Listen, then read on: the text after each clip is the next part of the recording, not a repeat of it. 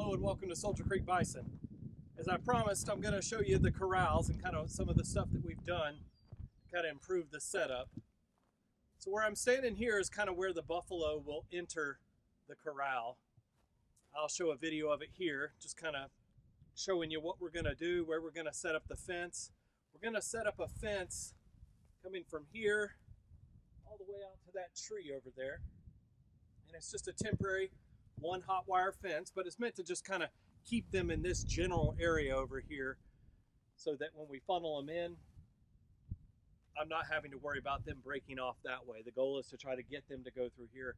They've been through here a couple of times now. I'm hoping they're comfortable with it and that they'll just kind of run right through. What we found is the more people you have around, the worse it gets. So I'm going to try to do it just myself and maybe my wife. So let's turn the camera around. Let me show you here. If I can turn it around. Can I turn it around?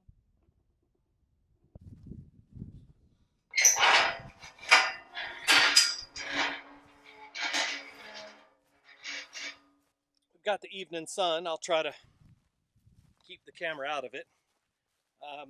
Recently buried a water line. Last year I just had the water line strung up on the top here. And we did roundup about this time last year. This year we're going to do it about 3 weeks later. And what we found is I had kept the calves for probably about a month in here to wean them off before taking them to sale. And that pipe along the top would freeze sometimes. It got below freezing. So this year I had the time, went ahead and buried water lines. I've got the frost-free water faucets here and going to put the water trough in the corner, and it will butt up against the railing rather than hit the faucet itself. So let's take you through here. I'm going to kind of tilt the camera a little bit if I can, keep you out of the sun. They will run through here as you've seen on previous videos. We've got the other water trough over there. This is where I'll keep, some of the meat bulls, get them ready. This is the main corral. So when we start to work the buffalo, this is where they'll all be. I've done something similar over here.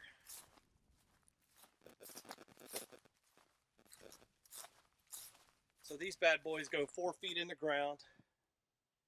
They're cemented in. The water trough that you see there will go right in front of it.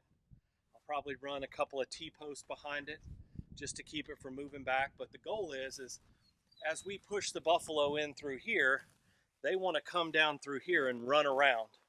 Well, I want to make it a nice 45, so as they come down here, they just go around it. What I don't want them doing is jumping up into the water, jumping up into this different area. So the goal will be to have this not look very inviting to them. And if they do hit it, I do not want that water trough bumping into these feet here on either side.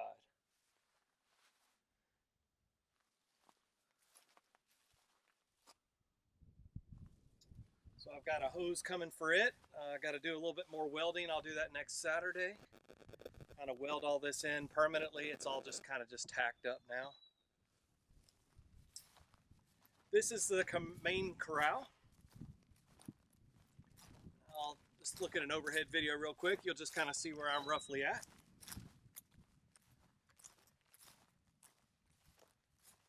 And this is where we sort them, where we separate them. So there's usually about 2 people in here. So what will happen is, as the buffalo over here, and what you're trying to do is stick your sorting stick out, or flag out, and you're trying to peel off about 6 or 8 of them. And you run them through here. Now that gate will be shut. Just go ahead and shut it.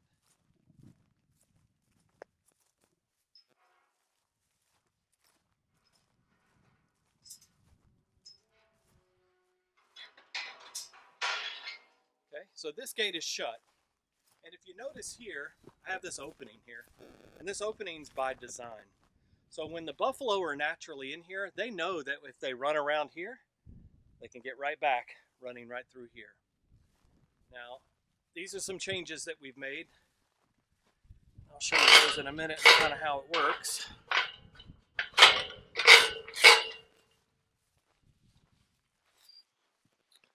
But this time,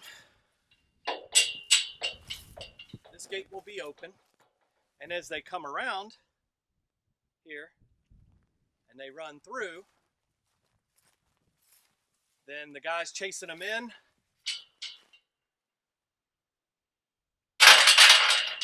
shut the gate. So now they're in there. Now last year, the big bulls did not like that. And they bowed this gate. Let's see if I can show it to you. If you can see it's bowed even just a little. You can see where it's bent. I've done my best to straighten it out. Added some reinforcements here. Added a slam latch, because before you had to be pretty brave and you had to run up here and use this bolt latch, this slide. I like that slam latch a lot better. And so hopefully this will keep them in there, make it safe for the person who's running it. I've got a couple things left to do here. I'm going to just put some more pipe clamps on that particular gate. Now let's show you what happens as far as working the rest of it.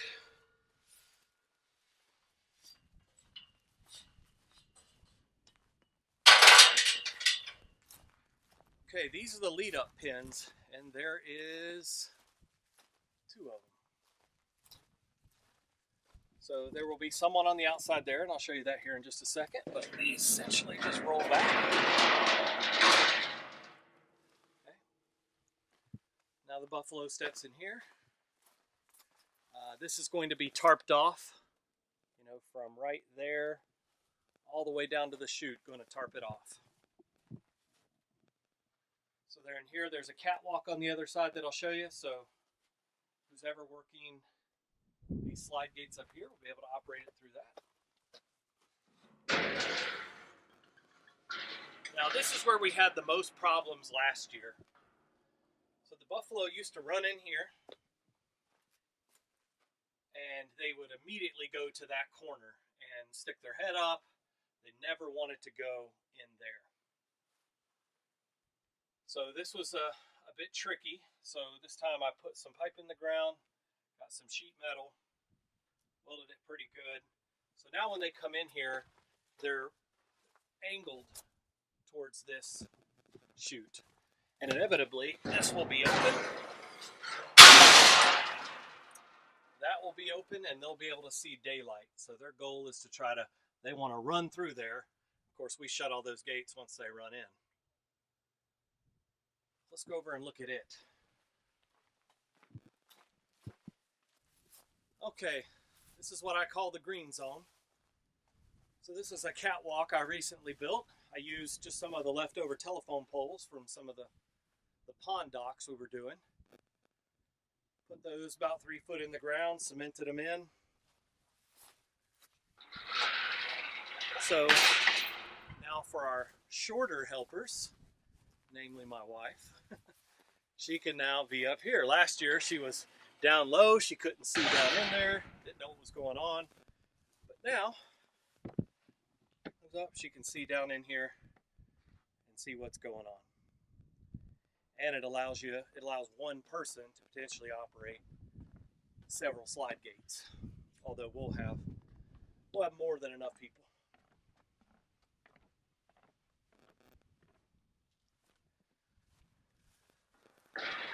Okay, this is the chute. This is a manual chute. There's a lot going on here. Looks like a puppet with all the strings. Some changes from last year is I took some of the stainless steel pipe I had before. I had these little small plastic handles. And they did okay for the most part, but 2 of them broke, you know, the force of pulling on it. But these will be a lot better. That kind of squeezes them in.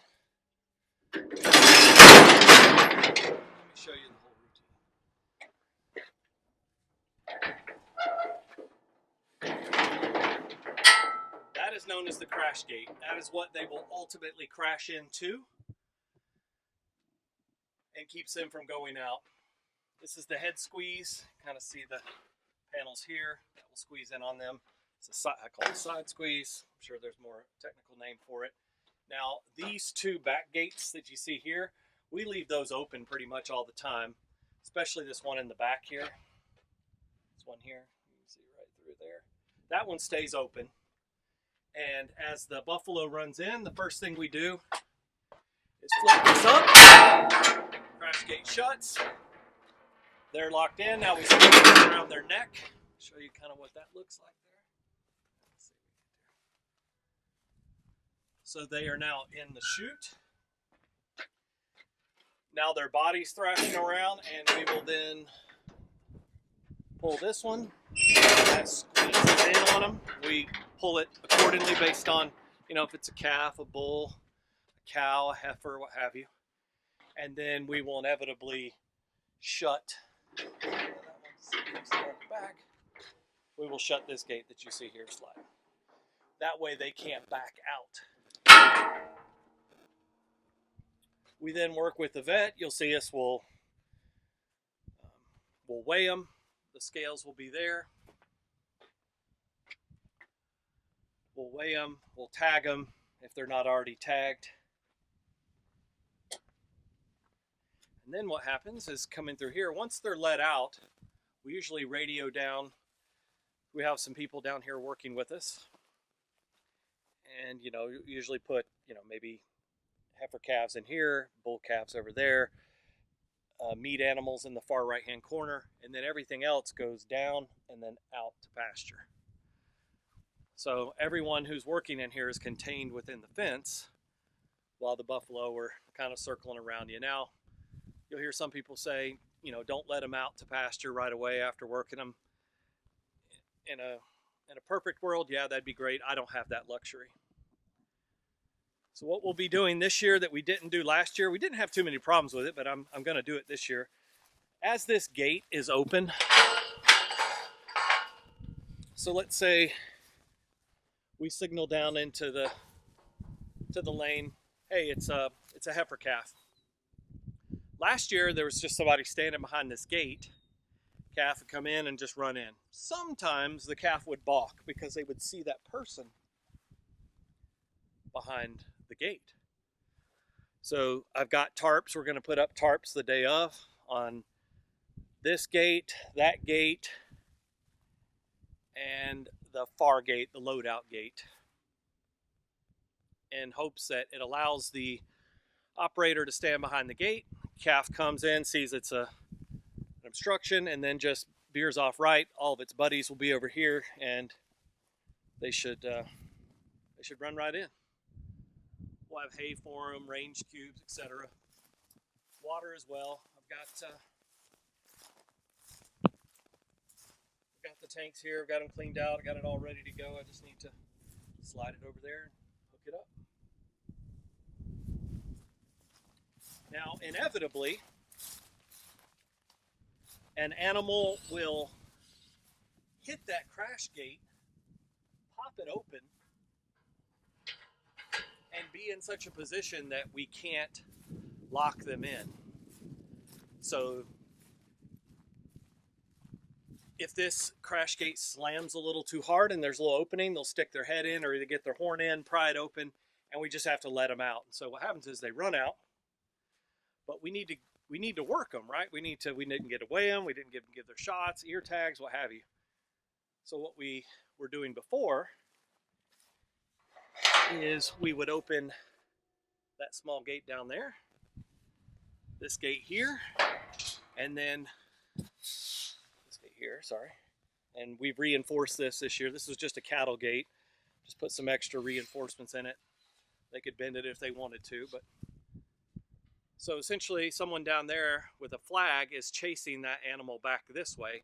Now before, there was this large gap. From here to here, it's every bit of 6 foot. So what we've done this year is use just some spare tubing and pipe that I had and created another gate. It's latched there, but I can then unlatch it latch it to this one, and now I've got, you know, a fully functional barrier that I can then back away from, because before I was having to stand here pretty boldly with a flag and hope I didn't get run over, and hope that that animal, usually a very large one, usually it's the bulls or some of the head cows, would then run through and around. Now someone will be on this side as well. So as we're going to have, I've got a tarp that's about 4 foot high. It goes the length of this. So it will go up to about here, and it will allow a person to work this side. And so what they're doing is if the animal doesn't want to go in, we'll run a flag along the bottom, hit them in their foot. They don't like that. They want to move away from it and hopefully go in that direction. Now, if they can see that other person, if the tarp wasn't there, we found last year they were focused on that person, and they weren't focused on going to the next objective, so to speak. So gonna have the tarp up, gonna have the flags underneath. That should help move them along.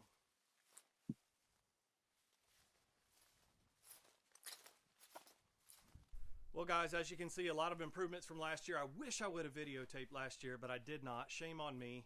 We got some, but not much. But this year, like I said, we're gonna have Noah out from Broken Arrow Bison. Gonna be a lot of people from last year as well. Should be a good roundup. Definitely a lot of video, so stay tuned. Thanks everyone for watching. Talk soon.